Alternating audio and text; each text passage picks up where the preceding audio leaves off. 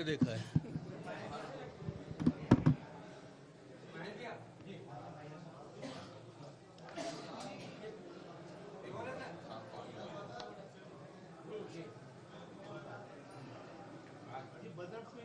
मैं बता रहा हूँ, मैं अपनी बात कर लेता हूँ, बाकी जो कहेंगे मैं करूँगा।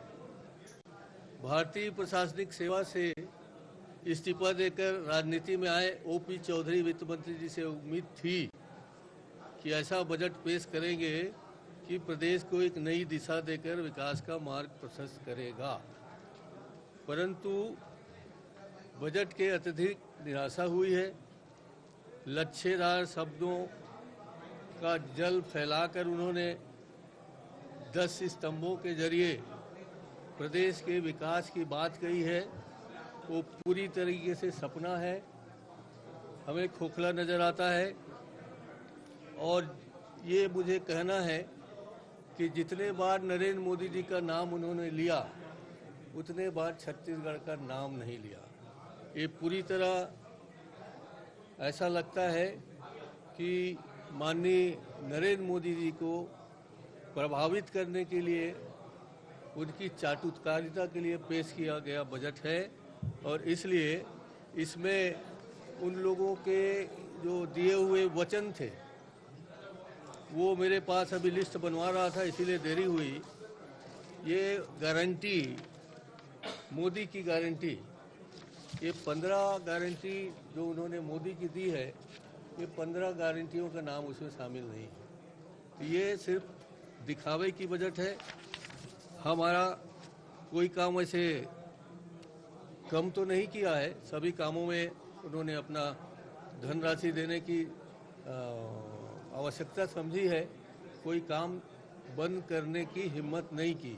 इसका मतलब हमारा काम छत्तीसगढ़ के हित में था, यहाँ के गरीब आदिवासी युवाओं के हित में था, अनुसूचित जाति के हित में था।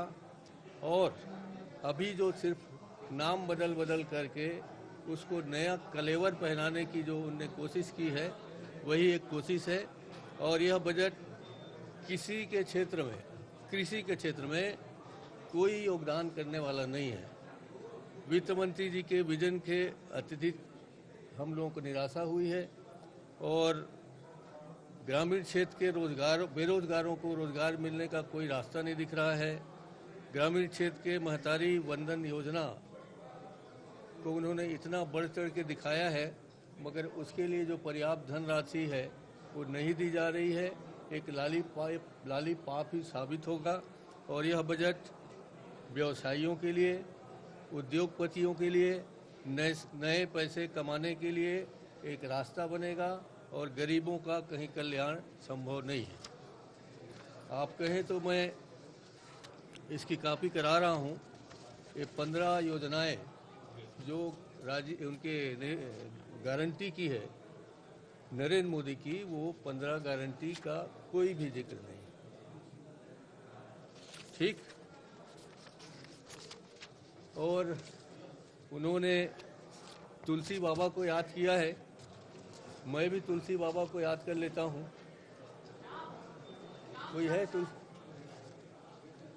तुलसी पावस के समय,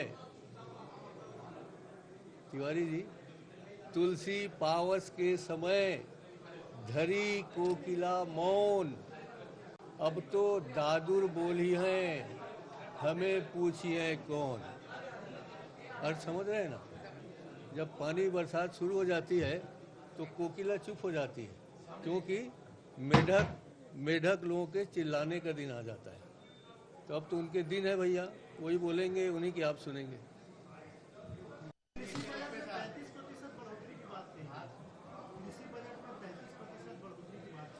मगर उसमें किसान के किस क्षेत्र को लाभ मिलेगा अभी तय नहीं है।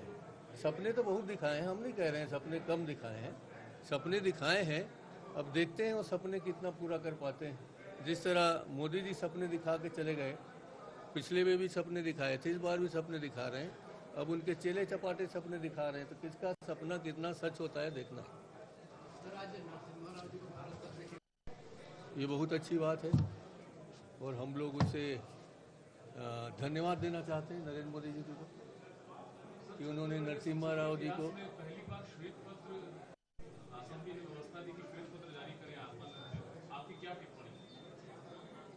अब मैं चूंकि डॉक्टर रमन सिंह जी बहुत सीनियर रहे हैं मेरे, मैं टिप्पणी तो नहीं करना चाहता, मगर बार बार निर्देश आसंदी से ही आ रहा है कि किस में जांच होना है, किस में सस्पेंड करना है, किस में श्वेत पत्र जारी होना है, ये मेरे ख्याल से उचित नहीं है। क्या यही बात आप उस विषय पर भी कहेंगे जो आ जाए जिस पर समिति घोषणा हुई, राम वन पथ गमन मार्ग, उसको लेकर भी सवाल उठते रहे? मैं कह रहा हूँ अगर जहाँ मूर्ति नहीं लगनी थी लग गई तो उनकी सरकार आ गई है, ट्रांसफ़र कर दें, ट्रांसफ़र तो कर सकते हैं लोग, दूसरी जगह स्थापित कर दें। अगर उनको गलत लगता है कि यहाँ रामचंद्र जी की मूर्ति लगी वो गलत है तो बदल देना उसको, हम लोग कुछ बोल रहे हैं क्या? छत्तीसगढ़ के सांस्कृतिक विश्वास के हिसाब से माननीय मुख्यमंत्री जी को जहाँ लगवाना था उन्हें लगवा दिया। आपको अब नया राम गमन पथ बनाना है या शॉर्टकट बनाना है या हाईवे बनाना है तो वहाँ और मूर्ति लगाइए, स्वागत करेंगे।